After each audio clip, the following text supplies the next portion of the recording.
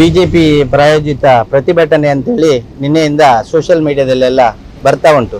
ಇದೊಂದು ಹಾಸ್ಯಾಸ್ಪದ ವಿಷಯ.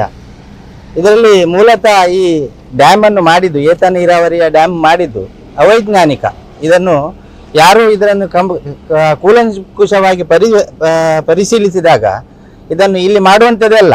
ಇಲ್ಲಿ ನೀರಿನ ಒಂದು ಹಿಡ್ಕೊಳ್ಳುವಂಥ ಸಾಮರ್ಥ್ಯ ಈ ಜಾಗದಲ್ಲಿ ತುಂಬ ಕಡಿಮೆ ಉಂಟು. ಇದನ್ನು ಸ್ವಲ್ಪ ಕೆಳಗೆ ಮಾಡಿ ಎಲ್ಲ ಇದು ಮಾಡಿದರೆ ಸ್ವಲ್ಪ ನೀರಿನ ಸ್ಟೋರೇಜ್ ಜಾಸ್ತಿ ಆಗ್ತಿತ್ತು.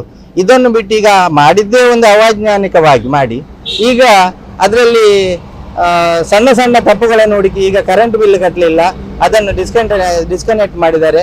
ಅದಕ್ಕೆ ನಾವು ಪ್ರತಿಭಟನೆ ಮಾಡ್ತೇವೆ. ಈಗ ಜವಾಬ್ದಾರಿಯುತವಾಗಿ ನಮ್ಮ ಶಾಸಕರು ಏನಾದರೂ ಇಲ್ಲಿ ಆಡಳಿತದಲ್ಲಿ ಹೆಚ್ಚು ಕಮ್ಮಿ ಆದರೆ ಅದನ್ನೊಂದು ಸರಿಪಡಿಸಲಿಕ್ಕೆ ಇಲಾಖೆ ಜೊತೆ ಮಾತಾಡ್ಬೋದಿತ್ತು. ಅದನ್ನು ಬಿಟ್ಟು ಈಗ ಪ್ರತಿಭಟನೆ ಹಮ್ಮಿಕೊಂಡುದು ಅದು ಸೂಕ್ತವಲ್ಲ. ಯಾಕೆ ಹೇಳಿದರೆ ಈಗ ಮಾಡಿದಂಥ ಈಗ ಯೋಜನೆಯಲ್ಲಿ ಸುಮಾರು 100-150 ಕೋಟಿ ವೆಚ್ಚದಲ್ಲಿ ಇದನ್ನು ಮಾಡಿದ್ದಾರೆ. ಮಾಡಿದ್ದನ್ನು ಈಗ ಏನೂ ಆಗಲಿ ಅದು ಸಮರ್ಪಕವಾಗಿ ಬಳಸಿಕೊಳ್ಳುವಲ್ಲಿ ಶಾಸಕರ ಜವಾಬ್ದಾರಿ ಇರ್ತದೆ. ಅವರು ಪಕ್ಷದವರಿಗೆ ಹೇಳಿ ಪ್ರತಿಭಟನೆ ಮಾಡಿಸುವಂಥದ್ದು ಸರಿಯಲ್ಲ ಅಂತೇಳಿ ನನ್ನ ಭಾವನೆ.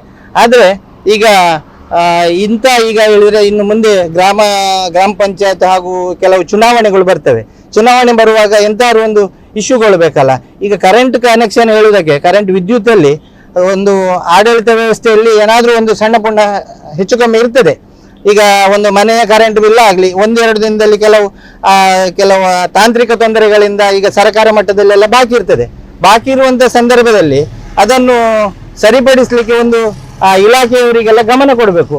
ನಿನ್ನೆ ಇದು ಹೀಗೀಗೆ ಆಯ್ತು ಅಂತೇಳಿ ತಿಳಿದ ಕೂಡಲೇ ನಮ್ಮ ಪಕ್ಷದ ನಾಯಕರಾದ ಉದಯ್ ಕುಮಾರ್ ಶೆಟ್ಟಿ ಅವರು ಇದರ ಬಗ್ಗೆ ಕೂಡಲೇ ಒಂದು ಗಮನ ಹರಿಸಿ ಮೇಲಾಧಿಕಾರಿಗಳಿಗೆ ಹಾಗೂ ಮೆಸ್ಕಾಂ ಅಧಿಕಾರಿಗಳಿಗೆ ಮತ್ತು ಜಿಲ್ಲಾ ಉಸ್ತುವಾರಿಯವರ ಗಮನಕ್ಕೆ ತಂದು ಮಾಡಿದಂಥ ಈ ಕೆಲಸವನ್ನು ರೈತರಿಗೆ ಅನುಕೂಲವಾಗುವಂತೆ ಒಂದು ವ್ಯವಸ್ಥೆ ಕಲ್ಪಿಸಬೇಕು ಅಂತೇಳಿ ನಿಟ್ಟಿನಲ್ಲಿ ತುಂಬ ಶ್ರಮಪಟ್ಟು ನಿನ್ನೆ ಇದಕ್ಕೆ ಕರೆಂಟ್ ಕನೆಕ್ಷನ್ ಆಗಿದೆ. ಯಾವುದೇ ಸಮಸ್ಯೆಗಳಿಲ್ಲ. ಇನ್ನಾದರೂ ಈ ಸಣ್ಣ ಪುಟ್ಟ ಇದರಲ್ಲಿ ರಾಜಕೀಯ ಮಾಡಿ ನಮ್ಮ ಜನರ ಮನಸ್ಸನ್ನು ಹಾಳುಗೊಳಿಸುವುದನ್ನು ನಿಲ್ಲಿಸಬೇಕಂತೇಳಿ ನಾನು ಬಿಜೆಪಿಯವರಿಗೆ ಹೇಳಲಿಕ್ಕೆ ಬಯಸ್ತೇನೆ.